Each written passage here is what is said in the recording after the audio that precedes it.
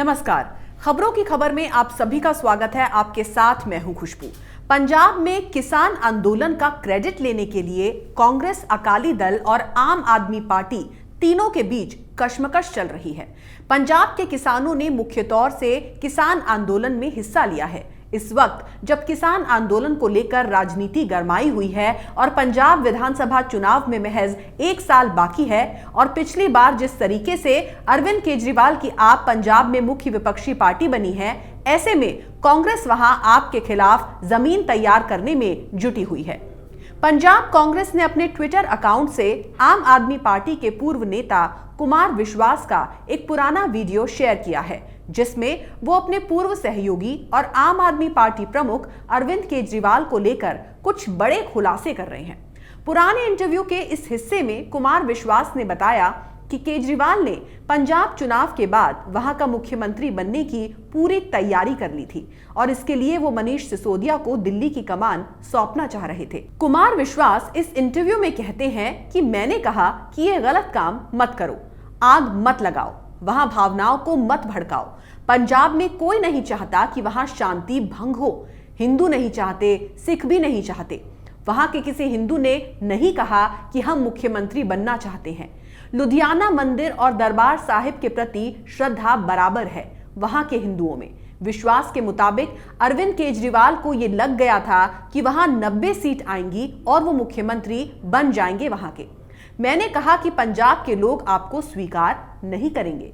Video में अरविंद केजरीवाल की रणनीति पर बात करते हुए कवि कुमार विश्वास कहते हैं, मैंने कहा कि पंजाब में लोग बिना पगड़ी वाले आदमी को स्वीकार नहीं करेंगे। पंजाब सूबा नहीं बल्कि वो एक इमोशन है, वो भी पूरी दुनिया के लिए। पूरी दुनिया में जो पंजाबी और सिख फैले हुए हैं उनके लिए पंजाब एक इमोशन है। मैंने अरविंद से पूछा कि वो सीएम बनेंगे कैसे। वो 200% सीएम बनना चाहते थे। मैंने पूछा कि क्या फॉर्मूला है सीएम बनने का, तो उन्होंने यानी कि अरविंद केजरीवाल ने बताया कि जब 90 सीटें आ जाएंगी तो हम फुल्का ग्रुप और भगवंत मान ग्रुप में फूट डलवाएंगे। इसके आगे कुमार विश्वास ने कहा कि जब मैंने उनसे पूछा कि बनोगे कैसे सीएम, तो उन्होंने बोला कि वहां जब 90 सीट आ जाएंगी तो उनको लगेगा कि फुल्का बनेगा, तो दूसरी तरफ लगेगा कि भगवंत मान बनेगा।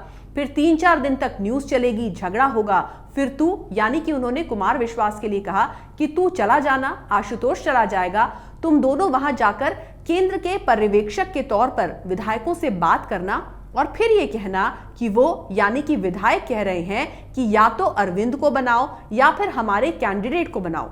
मैं भारी मन से दिल्ली को छोड़ दूंगा और मनीष को दिल्ली सौंप के पंजाब चला जाऊंगा। मनीष को लोग पसंद भी कर रहे हैं, फिर धीरे धीरे वहां जमा भी लेंगे। केजरीवाल की इस मंशा का खुलासा करते हुए विश्वास बताते हैं, मैंने कहा कि ये होगा नहीं, वो बॉर्डर स्टेट है, केंद्र से तुम्हारी बनती नहीं है, वहां बहुत मुश्किलें होंगी और जिन लोगों को तुम तुष्टीकरण कर सीएम बनना चाह रहे हो वो चरस बो देंगे जान की, बहुत बुरा हाल हो जाएगा। इसके बाद केजरीवाल ने कहा कि सर जी आप चुप रहो, आपको शपथ ग्रहण में बुलाऊंगा और दोनों भाई साथ चलेंगे।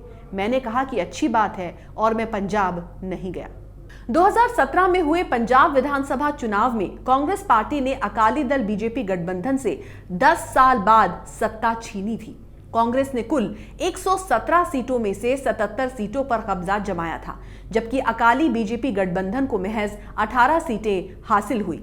वहीं पंजाब पर राज करने का सपना संजोए बैठी आम आदमी पार्टी को झटका तो लगा था, लेकिन मुख्य विपक्षी पार्टी के तौर पर उभरना उसके लिए बड़ी उपलब्धि थी। आपने 117 सीटों पर चुनाव लड़कर 20 सीटें हासिल की थी।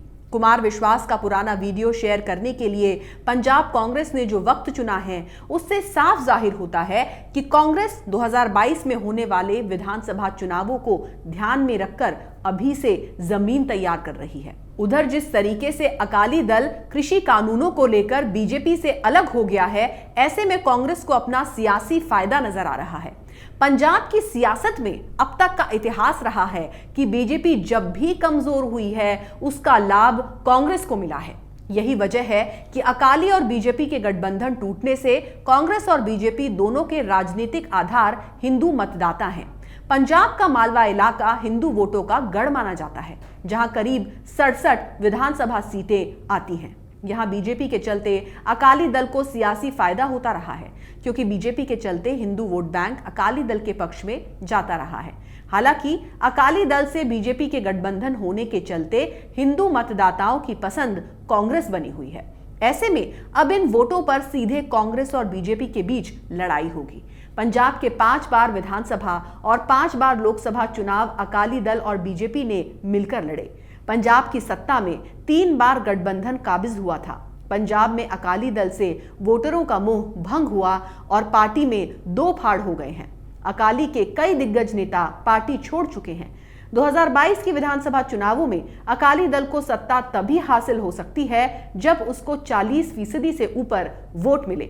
दूसरी तरफ जिस तरीके से किसान आंदोलन के बीच भारतीय जनता पार्टी पहली बार अपने दम पर पंजाब की सभी 117 सीटों पर चुनाव लड़ने की तैयारी में है, ऐसे में बीजेपी को पूरे पंजाब में अपना राजनीतिक आधार बढ़ाने का सियासी मौका नजर आ रहा है।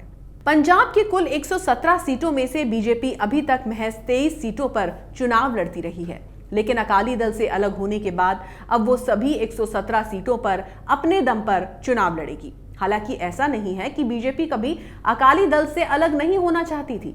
ऐसी कोशिश बीजेपी की प्रदेश इकाई की तरफ से कई बार हो चुकी है, लेकिन हर बार पार्टी हाईकमान के सियासी दखल के चलते समझौते होते रहे। हालांकि अब बीजेपी के पास पंजाब में एक बड़ा अवसर है कि सभी 117 सीटों पर राजनीतिक आधार बढ़ाया जा सके। अगर बात आम आदमी पार्टी की करें तो आप भी पिछली बार के मुकाबले पंजाब में और बेहतर प्रदर्शन करने की पूरी कोशिश करेगी। इसी के चलते पार्टी के तेज तर्रार युवा विधायक राघव चड्ढा को पंजाब का सह प्रभारी बनाया गया है। प्रभारी का काम पहले से ही विधायक जनरैल सिंह संभाल रहे हैं। दिल्ली के राजेंद्र नगर से विधायक राघव पर संगठन को मजबूत करने की जिम्मेदारी होगी। ये घोषणा दिल्ली के मुख्यमंत्री और पार्टी के राष्ट्रीय संयोजक अरविंद केजरीवाल ने कुछ दिनों पहले की थी। पंजाब के सह प्रभारी नियुक्त किए जाने के बाद राघव चड्ढा ने कहा था कि पार्टी ने उन पर जो भरोसा जताया है उस पर खरा उतरने की वो पूरी कोशिश करेंगे और पंजाब में पार्टी की इकाई को मजबूत करेंगे। पेशे से चार्टर्ड अकाउंटेंट राघव चड्ढा ने कहा था कि पंजाब एक मुश्किल दौर से गुजर रहा है। वहां किसानों की दिक्कतें, महिलाओं की सुरक्षा, युवाओं को नशे की लत और खराब शासन व्यवस्था बड़ी परेशानियां हैं। इन सभी को दूर करके पंजाब को हरा भरा, खुशहाल और समृद्ध बनाने पर पार्टी का जोर रहेगा। जिस तरह पंजाब कांग्रेस किसान आंदोलन को लेकर राजनीति करती रही है, ऐसे में सवाल ये उठता है कि केंद्र सरकार की ओर से लाए गए 3 कृषि सुधार कानूनों के खिलाफ पंजाब से शुरू हुई विरोध की चिंगारी आखिर इसी राज्य तक ही क्यों सिमट कर रह गई है। कुल मिलाकर अब सिर्फ पंजाब के ही किसान संगठन नए कृषि कानूनों के खिलाफ प्रदर्शन कर रहे हैं। बाकी राज्यों में या तो नाम मात्र के प्रदर्शन हुए या फिर थम गए। ऐसे में ध्यान देने वाली बात यह है कि पंजाब सरकार किसान आंदोलन को हवा देकर खुद ही फंस गई है। शुरुआत में पंजाब के कांग्रेस नेताओं को लग रहा था कि किसान संगठनों का साथ मिलने के बाद उनको भविष्य में बड़ा राजनीतिक फायदा होगा। इसलिए राज्य की कांग्रेस सरकार ने किसान संगठनों को जगह जगह पर प्रदर्शन करने की छूट दे दी। लेकिन बाद में किसान संगठनों का आंदोलन न केवल खुद किसानों को बल्कि पंजाब सरकार पर भी भारी पड़ने लगा।